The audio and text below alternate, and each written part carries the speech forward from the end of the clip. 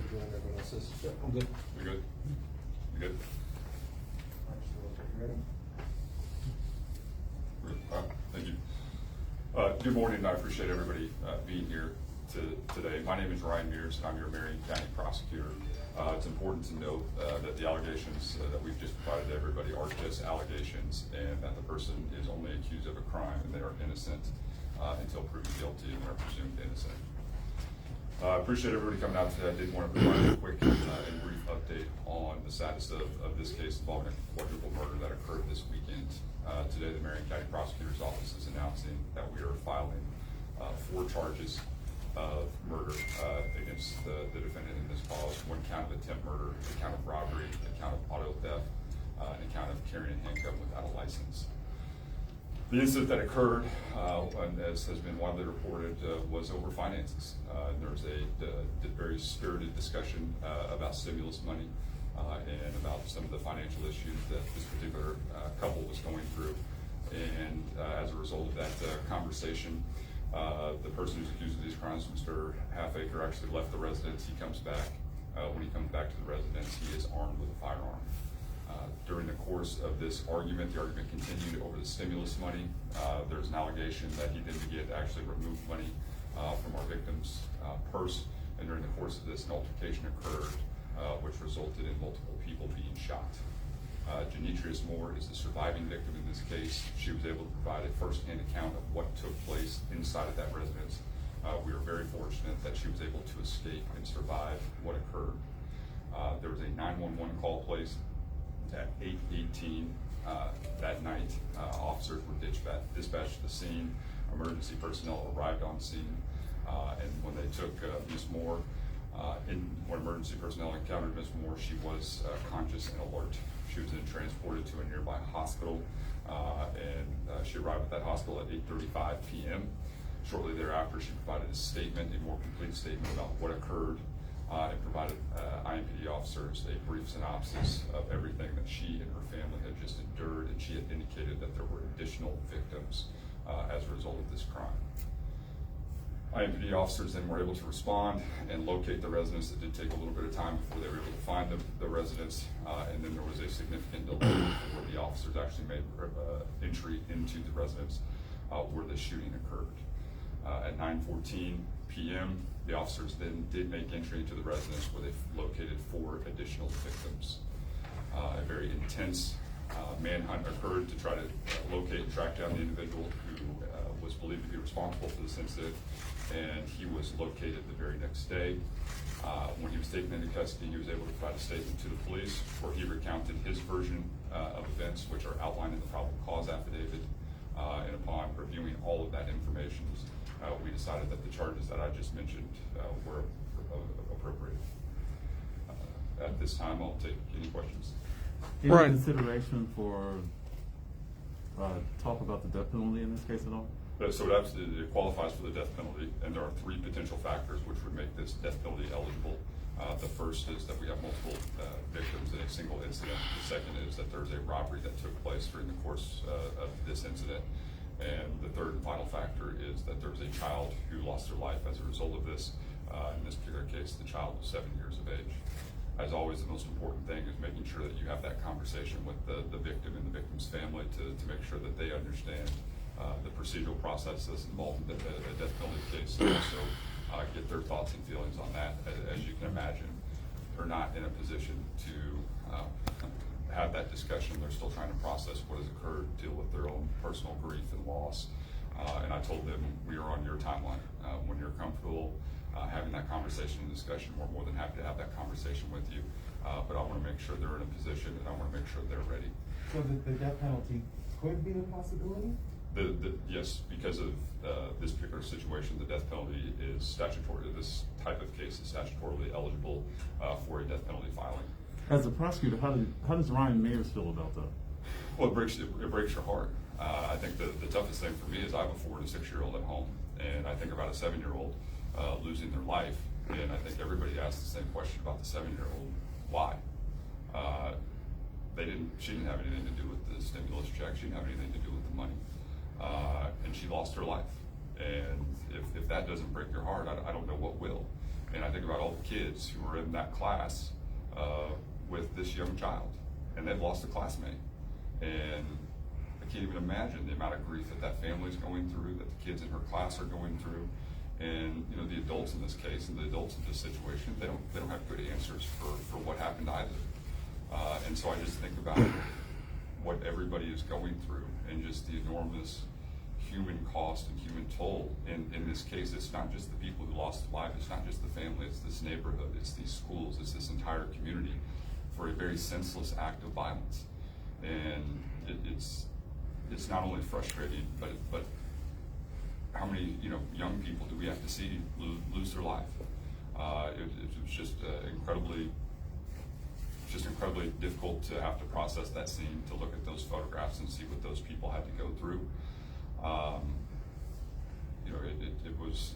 This is a really tough one. Ryan, what does it tell you that the fact that the last month or so we've had like basically 2 mass murders here in the city of Indianapolis and almost like 10 people killed out of the 52 murders so far?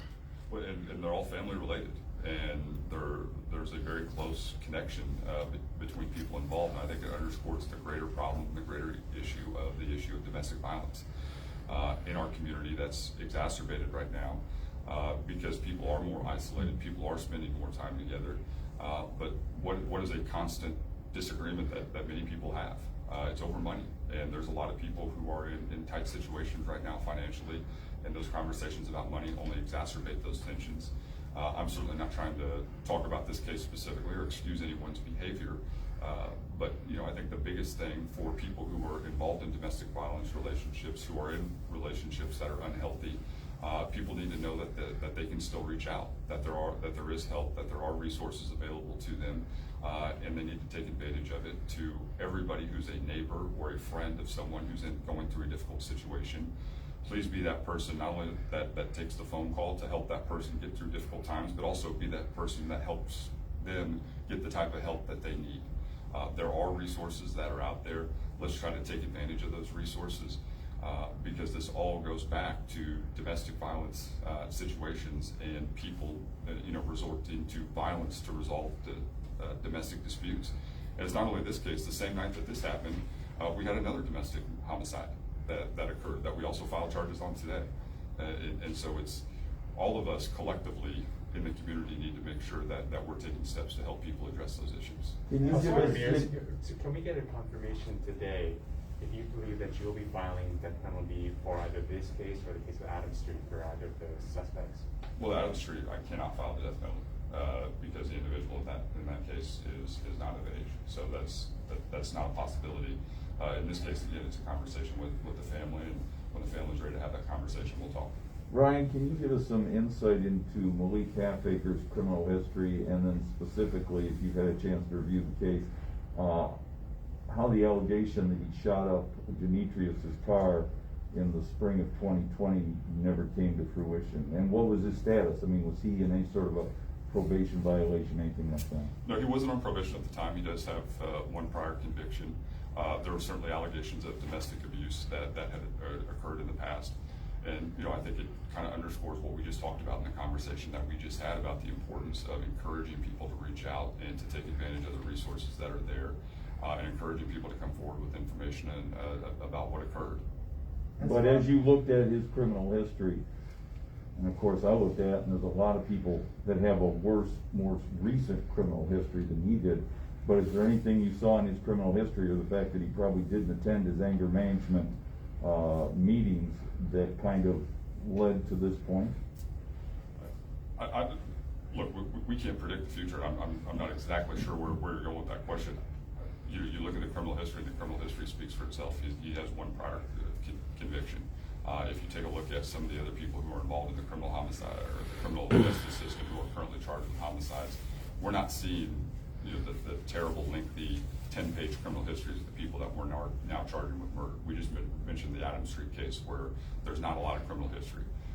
And so for whatever reason, for first offenses or second offenses, we're seeing some pretty significant crimes. As far as you know, has the suspect Malik expressed any remorse? He did provide a statement information to IMPD detectives after this took place. I don't want to categorize or editorialize realize what he said, the content of what he said is contained in the probable cause affidavit.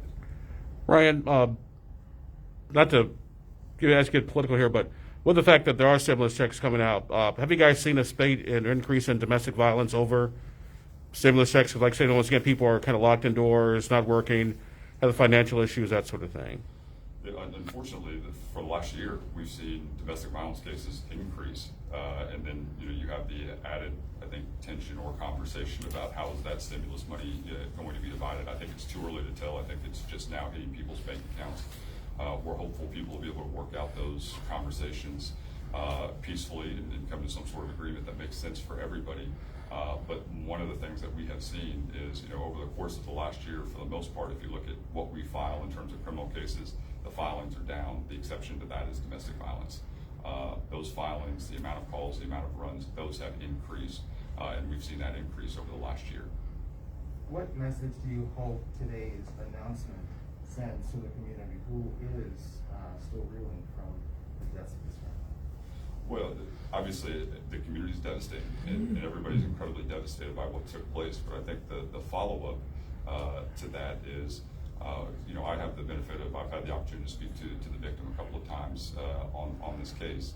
And when I talk to her and I look at the grace and the dignity that she has exhibited and that she's displayed through this process, and the strength that she's shown, tells me that there are some really great people in this community. And so, I've learned a lot just over the last 2 days in talking with her. And so, this is a terrible, terrible case. But we, number one, are going to be in a position to hopefully hold the person who committed these acts accountable. And it also hopefully will shine a light on our victims and the tremendous courage that they show as they go through the process. Ryan, in reading the probable cause, talking to the investigators, looking through the chronology of how things A, B, C, D, all the way through this, and you spoke about the disturbing fact that a 7-year-old lost her life. But as you read through that, what really stands out to you about the most outrageous or the most craven thing about what was going on either with him or in that house and the way he carried that out? Well, the part that, for me, that I just can't get over is the 7-year-old. And seeing what that scene looked like with her inside the residence, knowing what she had to go through and knowing what the last moments of her life were like,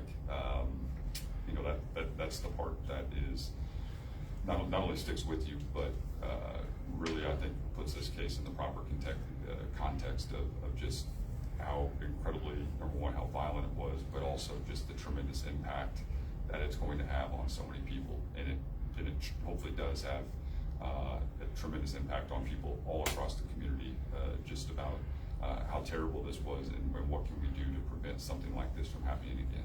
What do you say, Brian, to families in situations that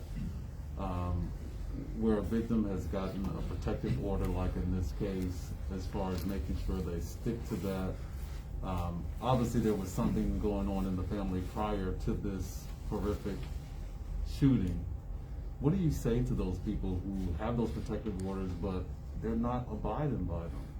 Well, the first thing is, I understand the complexity and the challenges of domestic violence cases, and the one thing that I'm never going to do, that you're never going to hear me say, is we can't blame victims. It's really tough to get out of a domestic violence relationship. It's really difficult to break that cycle of violence.